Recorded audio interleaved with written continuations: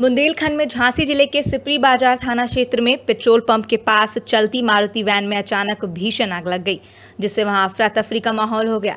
चालक ने किसी प्रकार कार को रोका और खुद कूदकर अपनी जान बचाई। बताते चले कि एक मारुति वैन झांसी जिले के सिपरी बाजार थाना क्षेत्र से गुजर रही थी। कार जब ताज कंपाउंड गेट के सामने से गुजरी, उसी दौरान पेट्रोल पंप के नजदीक बीच सड़क पर अचानक कार में आग लग गई। यह देख चालक ने कार को रोका और कूदकर अपनी जान बचा ली। आनन फानन में आसपास के क्षेत्रवासियों और पेट्रोल पंप के कर्मियों ने किसी तरह आग को बुझाया, जिससे बड़ा हादसा होने से टल गया। कार में आग कैसे लगी यह स्पष्ट नहीं हो सका है। फिलहाल बताया जा रहा है कि कार में गैस किट लगी हुई थी। आशंका जताई जा रही है कि उसी कारण से आग लगी है। सीएमओ दफ्तर में 2 स्वास्थ्य कर्मियों के बीच मारपीट हो गई, जो सीसीटीवी में कैद हो गया है। बताया जा रहा है कि दोनों स्वास्थ्य कर्मियों में पहले से ही मनमुटाव चल रहा था। घटना की जानकारी मिलते ही अन्य कर्मी मौके पर पहुंचे। प्रयागराज के उतराव थाना अंतर्गत आने वाले मंडौर गांव निवासी नसरीन बेगम का आरोप है कि गांव के ही रहने वाले मोहम्मद मुस्तकीम द्वारा उनके साथ अभद्रता पूर्वक व्यवहार करते हुए मारा पीटा गया। जब यह सब देखकर उनका बेटा वीडियो बनाने लगा तो उनकी मोबाइल छीनकर उन्हें भी मारा पीटा गया। पीड़ित ने इसकी लिखित शिकायत थाना उत्तरा को दी तो उत्तर आओ पुलिस द्वारा उल्टा पीड़ित को ही डराया धमकाया गया, जिसके चलते पीड़ित का पुलिस प्रशासन से विश्वास उठ गया है। पीड़ित ने मीडिया के माध्यम से न्याय की गुहार लगाई है और इन भ्रष्ट पुलिस कर्मियों के खिलाफ कार्रवाई की मांग की है। ये रास्ता के मामला है, वो रास्ते में घर बना रही हैं, आबादी जमीन में हम सिर्फ रास्ता और जंगला कह रहे हैं अपना, तो वो सब उसी बारे में विवाद किए, लड़ाई किए, हमको मारे सब 5-5, 6-6 जन मिल के गाली गंदी गाली दिए। मोहम्मद आकिल, मोहम्मद मुस्तकीम, समीम, सलमान और वाहिदा और सब्बो। तो आपने इसकी शिकायत कहीं पर की? थाना उतराव में किए। तो क्या आश्वासन मिला आपको वहाँ से? कोई हमको आश्वासन नहीं मिला वहाँ से। पुलिस ने क्या कहा वहाँ पे? पुलिस वाले ने कहा कि तुम चली जाओ, नहीं तो तुम्हारे लड़के को पकड़ के बंद कर देंगे। हर्ष फायरिंग पर रोक लगी हुई है, लेकिन उसके बाद भी हर्ष फायरिंग के दौरान मृत्यु के मामले सामने आ रहे हैं। गाजियाबाद के साहिबाबाद थाना क्षेत्र के लाजपत नगर में बैचलर्स पार्टी के दौरान युवक को हर्ष फायरिंग में गोली लग गई। घायल अवस्था में युवक को अस्पताल लेकर जाया गया, जहां डॉक्टर ने युवक को मृत घोषित कर दिया। रात्रि लगभग 11:30 बजे साहिबाबाद क्षेत्र के अंतर्गत लाजपत नगर में हिमांशु शर्मा नामक व्यक्ति की शादी की बैचलर पार्टी हो रही थी, जिसमें किसी व्यक्ति के द्वारा हर्ष फायरिंग की घटना की गई, जिसके सूरज राय नामक 26 वर्षीय युवक की गोली लगने से घायल हो गया। उक्त व्यक्ति को घायल अवस्था में मैक्स वैशाली में एडमिट कराया गया, जहां डॉक्टरों ने उसे मृत घोषित कर दिया। पार्टी में शामिल व्यक्तियों से पूछताछ की जा रही है तथा मृतक की पिता की तहरीर के आधार पर मुकदमा पंजीकृत कर अग्रिम वैधानिक कार्यवाही की जा रही है। विश्व हिंदू परिषद आगरा ने जिला मुख्यालय पर जोरदार प्रदर्शन किया। जानकारी के अनुसार बढ़ते लव जिहाद धर्मांतरण की घटनाओं को लेकर प्रदर्शन किया गया है। विश्व हिंदू परिषद ने पुलिस पर मामले को दबाने के आरोप लगाए हैं। विश्व हिंदू परिषद ने प्रदर्शन में धर्मांतरण के आरोपियों को फांसी दो के नारे लगाए। बता दें कि कार्यकर्ताओं ने एसएसपी को प्रधानमंत्री के नाम ज्ञापन सौंपा है। मामला Firozabad road Tundla Bharat petrol pump के सामने बने कट का है। कट से ऊपर आई कार ने एक मोटरसाइकिल में टक्कर मार दी। मोटरसाइकिल पर सवार 3 सवारी गंभीर रूप से घायल बताए जा रहे हैं, जिसमें एक महिला, एक लड़का और एक पुरुष, तीनों गंभीर रूप से घायल हो गए हैं। तीनों को उपचार के लिए FH हॉस्पिटल सेंटर भेज दिया गया है। मौके पर पहुंची पुलिस आगे की कार्यवाही में जुट गई है। कोरोना महामारी की तीसरी लहर होने की संभावना कई विशेषज्ञ जता रहे हैं। इसमें आशंका जताई जा रही है कि बच्चे ज़्यादा प्रभावित होंगे। इसके लिए सरकार ने सूबे के सभी अस्पतालों में तैयारियां शुरू कर दी हैं, लेकिन उत्तर प्रदेश के कानपुर में सरकार की इन तैयारियों की आड़ में एक बड़े घोटाले को अंजाम दिया जा रहा है। जानकारी के मुताबिक बताया जा रहा है कि शीघ्र स्तर के अधिकारी सीधे तौर पर इस घोटाले में शामिल हैं। यूपी में बच्चों के वेंटिलेटर सहित अन्य जीवन रक्षक उपकरण खरीदे जा रहे हैं, लेकिन प्रमुख सचिव चिकित्सा शिक्षा द्वारा जारी एक अजीबोगरीब आदेश की खरीद के लिए डेंटल या बिल्डिंग की बाध्यता खत्म करके मनचाही कंपनियों से खरीद का इशारा किया गया है। इस आदेश के जरिए इन उपकरणों को बाजार से अत्यधिक कीमत पर खरीदा जा रहा है। जानकारी के अनुसार आम आदमी पार्टी के पास मौजूद कागजात यह बता रहे हैं कि एक ब्लैक लिस्टेड कंपनी से वेंटिलेटर 17 लाख से 22 लाख तक के खरीदे गए। उसी मॉडल के वेंटिलेटर को मध्य प्रदेश की भाजपा सरकार ने 11 लाख में खरीदे। आम आदमी पार्टी ने ज्ञापन द्वारा अगली लहर से निपटने की तैयारी में घोटाले कराने वाले अधिकारियों पर तत्काल मुकदमा दर्ज कर गिरफ्तार करने की मांग की है। आज हम लोग डीएम कार्यालय पे ज्ञापन देने आए हैं। क्या मांग है आपकी? हम लोग की मांग है, जैसा कि आपको पता होगा, योगी कोरोना की तीसरी लहर आने की आशंका जताई जा रही है, जिसमें बच्चों के हताहत होने की उम्मीदें हैं। तो हम लोग को ये जानकारी हुई है कि उत्तर प्रदेश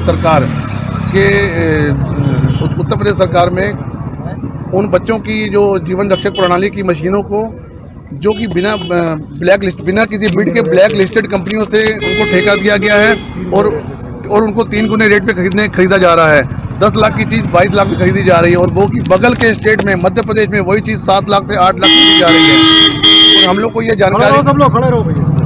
हमारी उत्तर प्रदेश सरकार की बड़े अधिकारी, शिक्षा, चिकित्सा और सचिव अधिकारियों ने ये निर्देश कैसे जारी कर दिए, ये हम लोग को जानकारी नहीं है इस चीज़ की, कि उन लोगों ने ये निर्देश जारी कर दिए हैं कि ये जो उपकरण खरीदे जाएंगे बिना किसी ठेके के, बिना किसी बिड के खरीदे जाएंगे। हम लोग की और इसी भ्रष्टाचार के खिलाफ हम लोग आज ये ज्ञापन देने आए हैं, आज ये प्रदर्शन कर रहे हैं। हम लोग चाहते हैं कि बच्चों के जीवन से खिलवाड़ न किया जाए। आप लोग देख चुके हैं, पीछे कोरोना आया था, हम लोग ऑक्सीजन के लिए तरसे, वेंटिलेटर के लिए तरसे, हम लोग अस्पतालों के लिए तरसे। इस कुव्यवस्था के खिलाफ हम लोग आज ज्ञापन देने आए हैं। बढ़ती हुई महंगाई और भाजपा सरकार के विरोध में आज यूपी के औरैया जनपद में अस्तर तहसील में कांग्रेस पार्टी की महिलाओं के द्वारा थाली बजाकर विरोध प्रदर्शन किया गया। सदर औरैया तहसील में हाथों में थाली और सर पर कांग्रेसी टोपी लगाकर महिलाएं पहुंची। तहसील परिसर में पहुंची कांग्रेसी महिलाओं के द्वारा थाली बजाकर भाजपा सरकार के विरुद्ध में नारेबाजी की गई। महिला जिलाध्यक्ष ने कहा कि वर्तमान सरकार की वजह से महंगाई आसमान छू रही है। पेट्रोल डीजल के दाम बढ़ने से आम आदमी भूखे मरने पर विवश हो रहा है। प्रदर्शन के दौरान महिलाओं के द्वारा जमकर सरकार विरोधी नारेबाजी की गई, जिससे पूरा तहसील परिसर भी गूंजने लगा। देखिए, मेन मुद्दा है कि महंगाई कमर तोड़ चुकी है। इस कमर तोड़ महंगाई से देश से प्रदेश की जनता को राहत दिलाना है, यही मेरा ऊपर से आदेश है, यही मेरा मुद्दा है। आज आप लोगों ने उचित तरीके से यहाँ पर धरना प्रदर्शन दिया, ये करने का चाहते हुए आपको आदेश मिला था, ये आप लोगों ने? मेरे पास ऊपर से लखनऊ से शासनादेश है। हमारी जो उत्तर प्रदेश कांग्रेस कमेटी की जो ये पदाधिकारी बैठे हुए, उनका शासनादेश हमारे पास है, और यहाँ धरना प्रदर्शन करने के लिए हम लोगों को आना है। नोएडा के सेक्टर 50 ब्लॉक ए मार्केट के पास रवि नोडी प्ले स्कूल में भयानक आग लग गई। आग लगने का कारण शॉर्ट सर्किट बताया जा रहा है।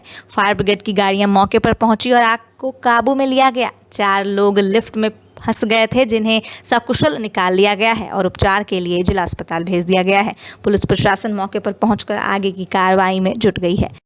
आज नोएडा सेक्टर 50 में भीषण आग लग गई। आपको बता दें, रवि नोडी स्कूल है, जहां पर अब से 1 घंटा पहले भीषण आग लग गई थी, जहां पर अभी तक किसी की जनहानि की सूचना सामने नहीं आई है।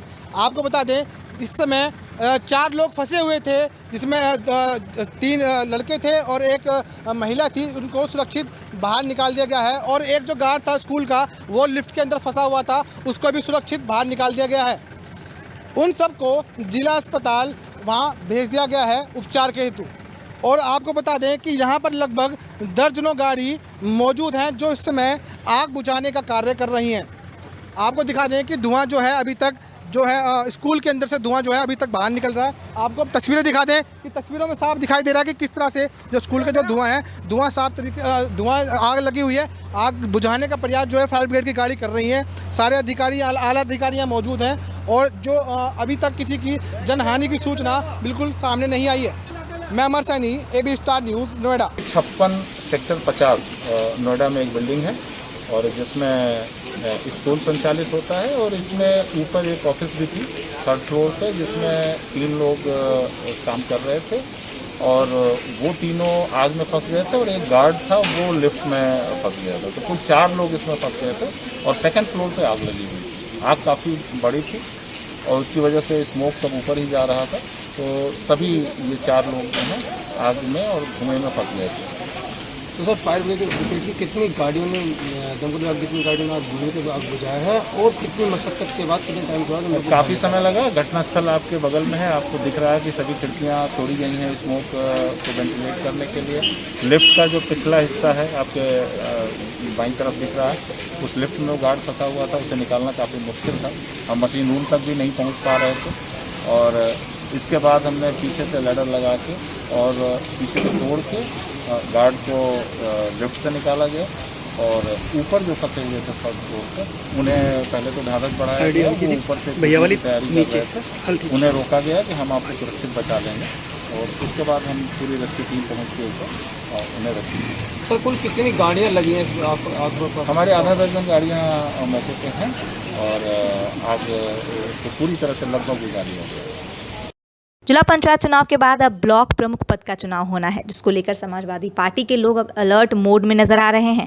झांसी के दिग्गज नेता दीप नारायण सिंह यादव व चंद्रपाल सिंह यादव अपने हजारों समर्थकों के साथ एसएसपी कार्यालय पहुंचे, जहां उन्होंने पुलिस प्रशासन से निष्पक्ष चुनाव संपन्न कराने की मांग उठाई। ये ब्लॉक प्रमुख के चुनाव चल रहे हैं प्रदेश में और हमारे जनपद में जो समाजवादी पार्टी के प्रत्याशी है उनके खिलाफ पुलिस प्रशासन उत्पीड़न की कार्रवाई कर रहा है, उनको हैरेसमेंट करने का प्रयास कर रहा है, जिससे कि ये चुनाव के मैदान से हट जाए। फर्जी मुकदमे कायम किए जा रहे हैं, उनके घर पे पुलिस की द्वारा दबसें दी जा रही हैं। इसलिए हमने आज जिला प्रशासन को आगाह करने के लिए यहाँ हम लोग इकट्ठे हुए हैं और हम लोग ये प्रयास करेंगे, हमारा ये प्रयास होगा कि अगर नियम कानूनी तरीके से निष्पक्ष चुनाव होता है तो हमें कोई ऐतराज नहीं है, लेकिन अगर इस तरीके का उत्पीड़न करने का प्रयास करेंगे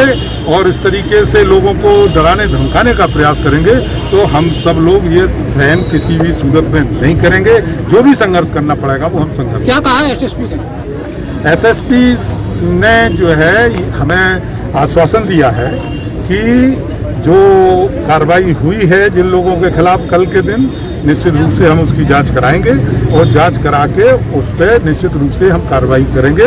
अगर जो है ये झूठी शिकायतें हैं तो निश्चित रूप से खत्म करेंगे और उन्होंने ये विश्वास दिलाया है कि हम निष्पक्ष चुनाव कराने में का वादा करते हैं और कहीं भी किसी भी प्रकार का उत्पीड़न नहीं होगा। खरीदे गए थे, बड़ा गांव ब्लॉक में पर्चे खरीदे और रिमोट ब्लॉक में पर्चा खरीदा गया। कल पर्चा खरीदने के बाद पूरे परिवार के खिलाफ मुकदमा लिख गया बड़ा गांव में।